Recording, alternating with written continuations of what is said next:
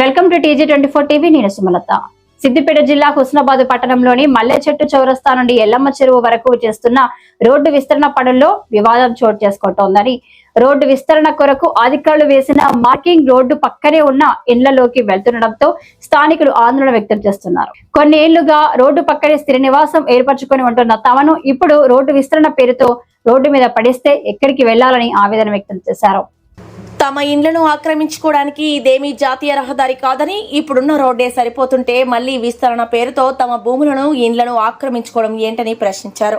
ఉన్న ఇండ్లు రోడ్డు విస్తరణలో పోతే తాము ఎక్కడ ఉంటామని స్థానిక మంత్రి పొన్నం ప్రభాకర్ స్పందించి తమకు న్యాయం చేయాలని కోరారు. సమస్యను పరిష్కరించి తమకు తగిన నష్టపరిహారం అందించాకే రోడ్డు పనులు మొదలు పెట్టాలని డిమాండ్ చేశారు. ఎట్టి పరిస్థితుల్లోనూ తమ ఇండ్లను స్థలాలను వదులుకోబోమని తెలియజేశారు.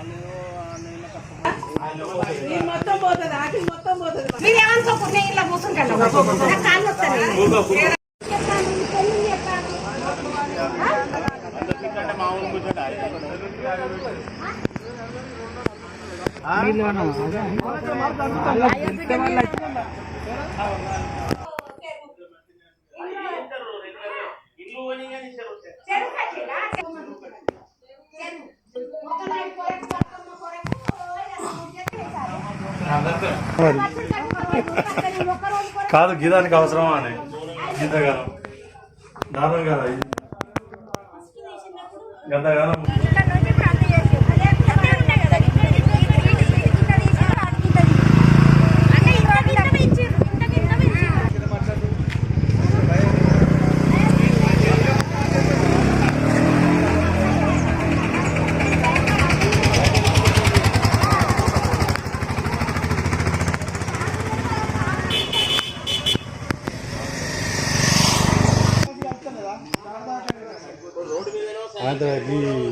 మోదీ వరకు తీసేసిన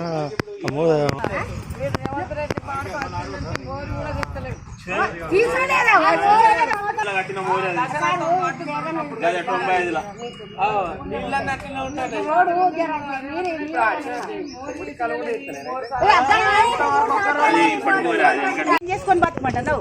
మేము ఇప్పుడు కైకిలు పోయి తెచ్చుకునేటట్టు లేము. ఆయనకు పక్షవాతం వచ్చి మంచంలో పడ్డాడు. మరి ఉన్నది గులగొట్టినాక ఎటు పోతాం? 10 ఏళ్ళు ఆయన చేసిండు, ఇంత ఎవరు నేడిపియలేం గులగొట్టలే. మరి ఇలా కోరి తెచ్చుకుంటే కొంపలే కూడా కొట్టుకుంటూ వస్తాను. ఎట్లా మరి దీనికి కింద పెద్ద రోడ్ ఎందుకన్నా? ముత్తంతా రోడ్ గాడి దాకా చేసుకుంటే చాలదా? చెరువు కొరకు చేసుకుని ఇదంతా ఆగమని చెప్తే మరి మేము ఎటు పోవాలి? ఇప్పుడు కైకిలు చేసుకున్న వయసు లేదు, మేము కట్టుకున్నంత శక్తి లేదు. ఇట్లా ఇంత రోడ్డు ఉంటే కొంచెం పెట్టండి, పిల్లలు పెట్టుండి, కానీ ఇదంతా చేసుడు అవసరమా? ఇటు సైడు క్లీన్ చేయించుకున్నది అంతా చేయించుకున్నది, పిల్లలు ఆడకుండా ఎవరు ఆడకుండా. ఈ రోడ్డు ఏం రోడ్డు? ఇదంతా ఏమన్నా హైవే రోడ్ అంటే ఓకే, ఓని అంత ఓని అని అనుకుంటాం. ఇదేమన్నా హైవే రోడా? హైదరాబాద్ రోడా? ఇదేమన్నా ఇక్కడ హుస్నాబాదే. మేము 30 years నాది అమ్మ వాళ్ళది, అత్తగారిది ఇక్కడిని, అత్తగారిది ఇక్కడ. ఈ ప్లేస్మెంట్ అత్తగారి తరఫున మేము ముగ్గురం బావలు, నాకు 2 బావలు, మేము ముగ్గురం ఉన్నాం. ముగ్గురు పొత్తులు ఉంది అది ప్లేస్.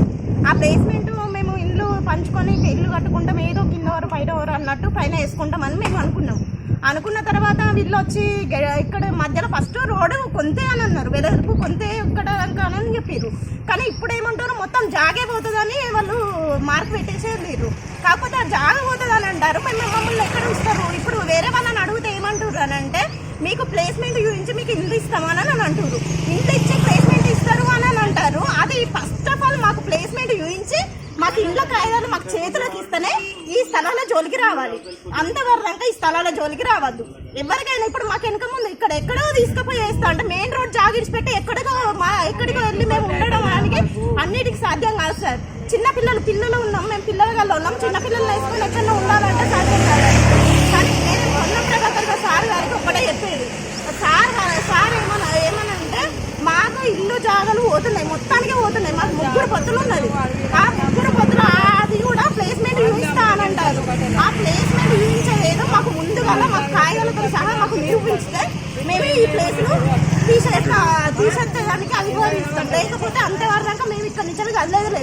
అది కూడా 10 ఫీట్లు అని చెప్పి మొత్తానికి ఇండ్లు తీసేస్తారు. ఆ విధంగా కాకుండా సార్ వాళ్ళు చూసుకొని మాకు అది చేయాలి అని అనుకుంటారు. కూలగొట్టినాడా పిల్లలకి చేసిన గదే ముచ్చట, కూలగొట్టినాడా పిల్లల కింద పంట, అదొక్కటే దారి.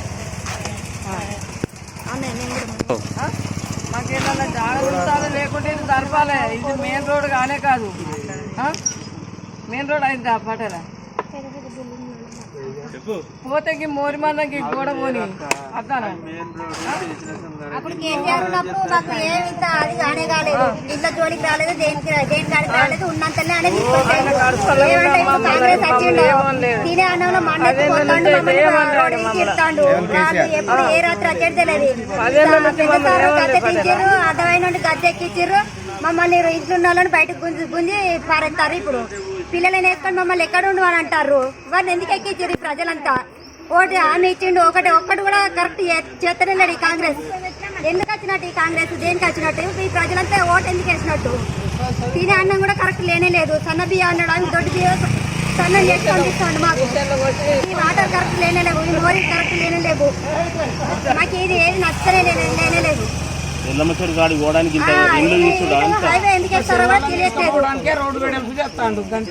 ఉన్నదన్ననే సరిదిద్దుకొని మాకు చేయాలని చూస్తున్నా. పిల్లలు వేసుకొని ఇల్లు కూడా కాంగ్రెస్ మీద మేము చర్య తీసుకోవాలని కోరుకుంటున్నాం. మా బాధ ఏమున్నది పటేలా, మాకు ఎక్కడేం లేదు అధీనం, ఈ ఇల్లు తప్ప. 65 నేను